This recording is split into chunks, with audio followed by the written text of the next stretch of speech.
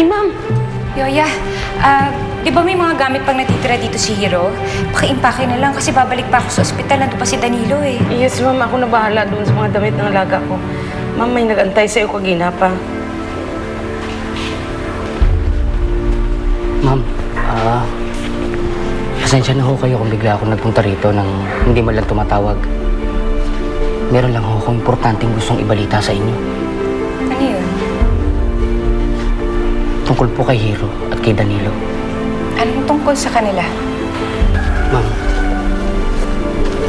hindi ho si Danilo ang tunay na ama ni Hero. Ano?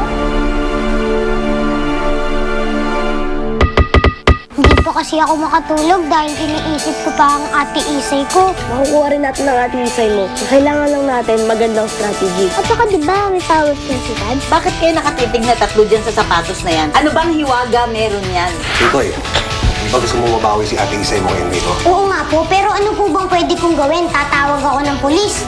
Palpak naman po yun eh. Pero may naisip akong paraan. Pagplanuhin natin Operation Rescue Isay. Kukunin natin si Isay mula kay Enrico.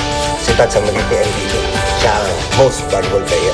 Anong klase plano? Katulad mo ng mga rubber shoes mo na puro palpak? Tapak-tapakan ko kaya yung rubbers mo na yun ng stiletto ko. Red Killer Stilettos.